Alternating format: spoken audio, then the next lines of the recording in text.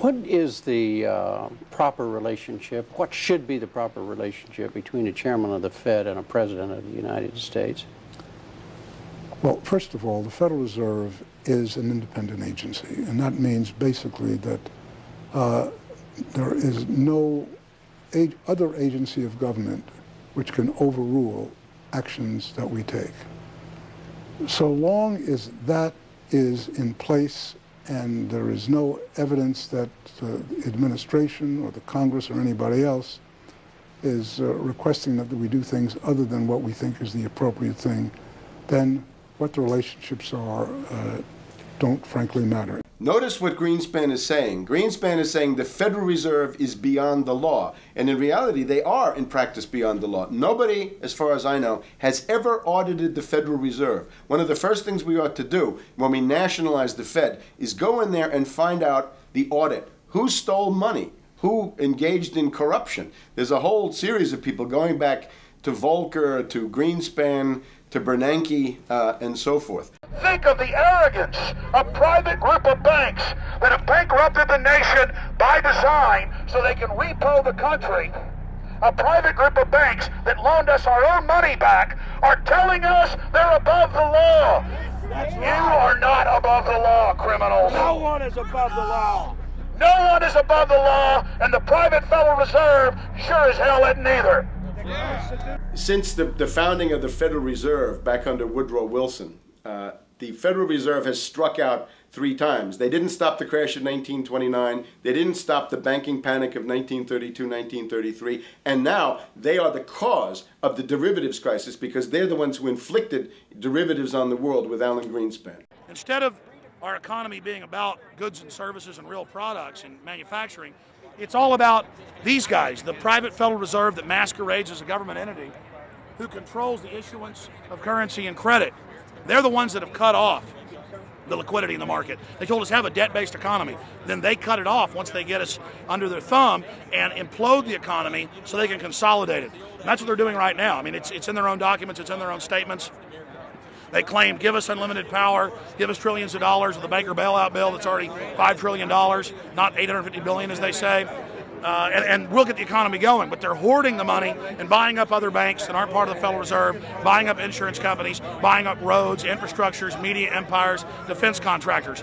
What the banks do is they implode an economy by cutting off credit, and then once things really fall to a low, and they know the low because then they buy everything up and start then putting more money back into the economy, and then they build it back up. So they build us up and then shear us, build us up and shear us.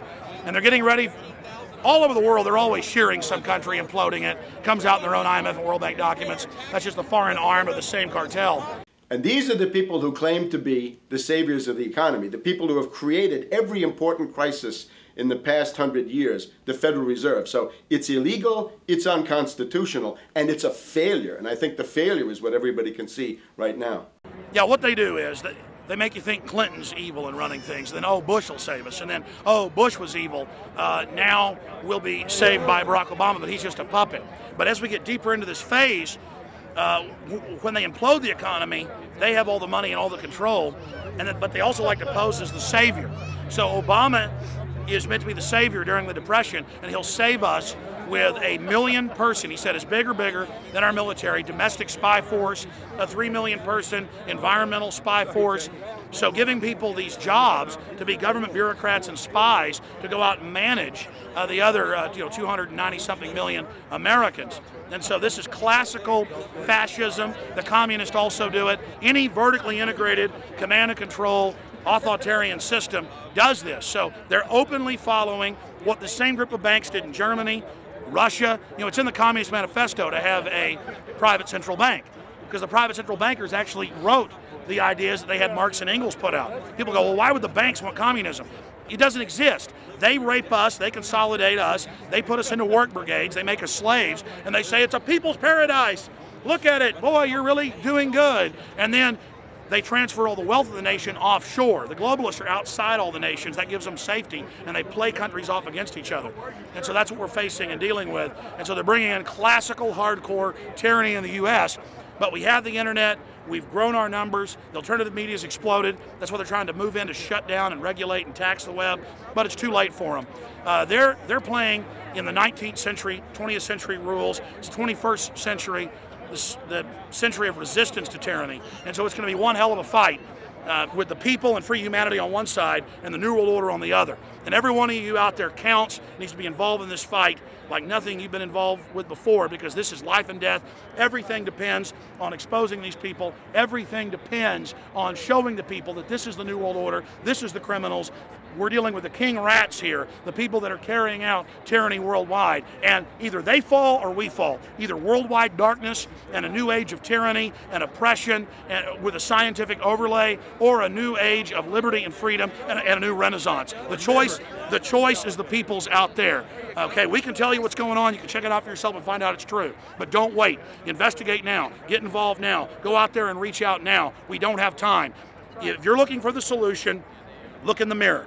Look right into the mirror, because you out there, men, women, old, young, black, white, doesn't matter. It's going to be up to you if they win or if liberty succeeds and the people have a chance of having any future. These are cold-blooded eugenicists. These are cold-blooded people who think they're God, think that they're our masters, that think that we're animals. These are the guys that funded Lenin and Stalin and Hitler and Mao. These are the guys, it's all on record, that bankroll this stuff. They are hardcore vicious, and they must be resisted. Up until about the Kennedy assassination and the beginning of the war in Vietnam, the United States is a very powerful engine for world progress. It's the assassinations, the Kennedy assassination,